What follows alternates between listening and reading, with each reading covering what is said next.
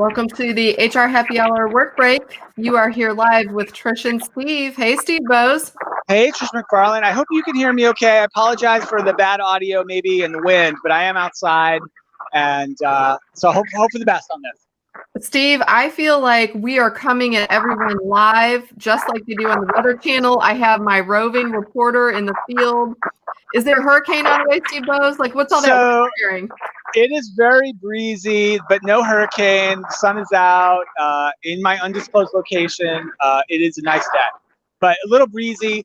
And so I took a little bit of a chance. Like, you messaged me like 7 minutes ago. I said, hey, let's do this. And I thought, should I go back inside or should I was kind of enjoying the afternoon, I must admit. So I took a shot. So hopefully it works out okay. And I apologize if the sound is bad at all. No, it's good. You know what? And you're very generous at saying it took me 7 minutes to get to you, because this is what I want to talk to you a little bit about today. I want to complain about Apple. So yes, complain about them, because I am not an Apple person, and I will be with you all the way. I have to tell you, I've had a Samsung for phones or Android phones always until recently, and I'm learning my new iPhone. It's fine, but I switched because I've always had MacBooks. So I have my different MacBooks. What I use for this right now in my office is actually an older version that I really like, that I'm like not willing to give up with, even though it's kind of crapping out on me a little bit. Yeah. But my big problem with Apple, and I want to know if anybody else agrees with this, is like I have 3 different MacBooks from different scenarios for different reasons. Sure. And I have this Apple iPhone. Every single thing has a different kind of charger. Oh, really? I didn't know that. Okay. I've got the old school charger here, because the one I'm on right now is like from 2014 maybe. So it has one kind of charger. I have a newer MacBook Pro, which is like for my work.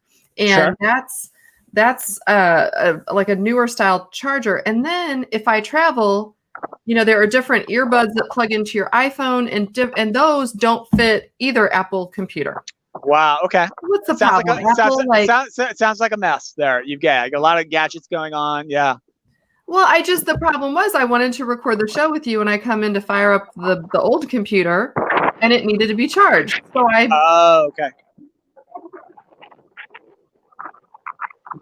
All right. We've lost Trish. She's blacked out. All right. I'm going to continue talking, and hopefully she'll come back soon. So yeah, issues with chargers manifested in Trish's feed going dark at the 2-minute 42-second mark of the show.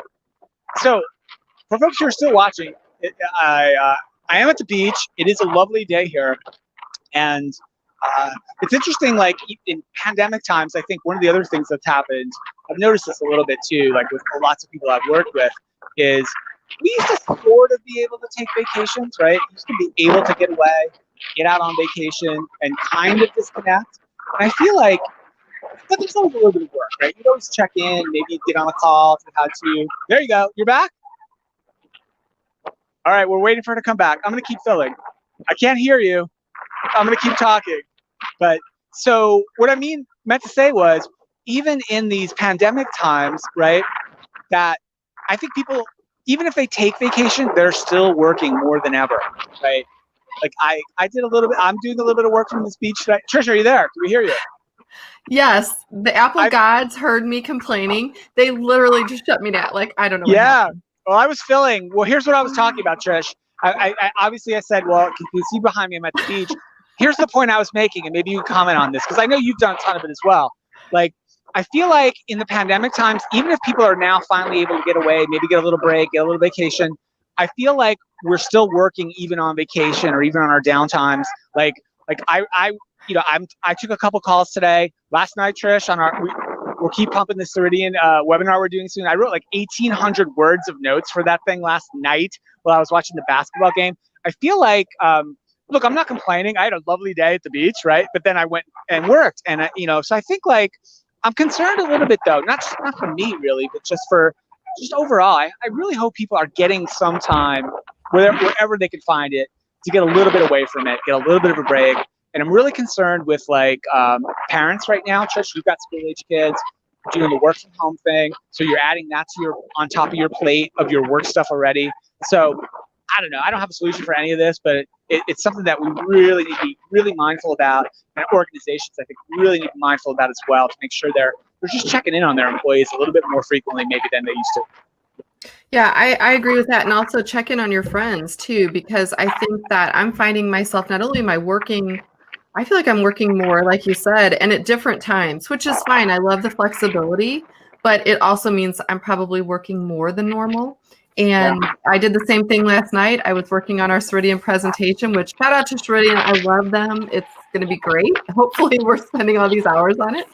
But no, it can be overwhelming. So, and I'll tell you, I can attest for having kids in school right now. They're overwhelmed. It is really hard. For example, my kids are both in 11th grade. They're both taking like trigonometry, some AP English, AP, some other classes. It is hard enough to learn trigonometry, for example, in a classroom.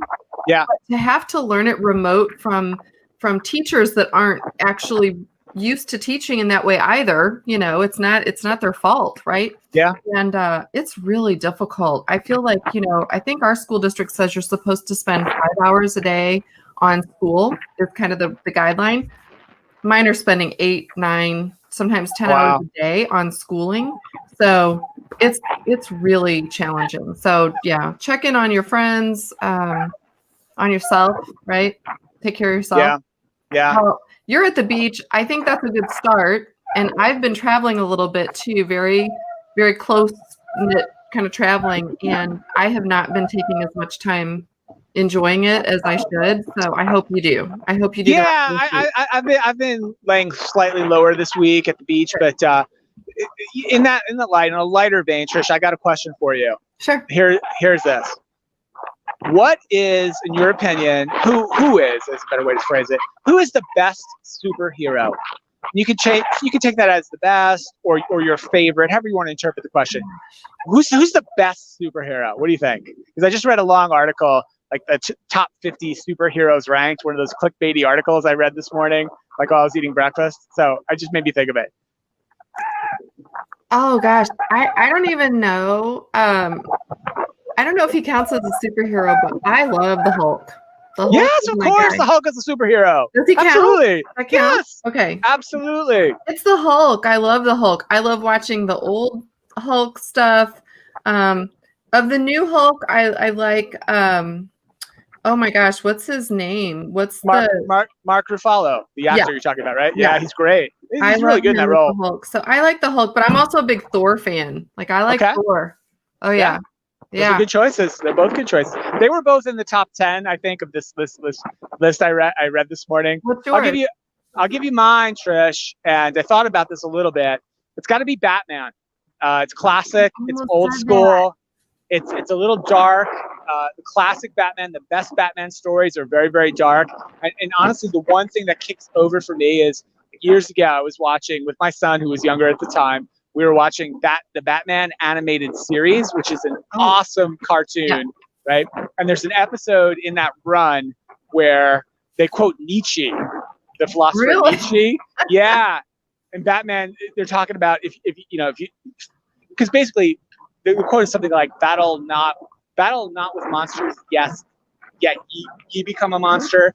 And if you gaze too long into the abyss gazes also into you, right? So it was so heavy, and I'm thinking, should I explain Nietzsche to my 7-year-old kid or skip it? But I'm thinking, wow, that's heavy. So I like the themes, I like the darkness a little bit, but I like the fact that Batman was a real person. Like he wasn't an alien, he didn't teleport in from some other dimension. Same with the Hulk. Yeah, he's a regular guy. Stealing it. So yeah, I'm a Batman guy, but Hulk is a great choice too. I almost said that because I wanted to ask you then, what is your favorite Batman movie? Who's your favorite Batman? Man, that's such a great question.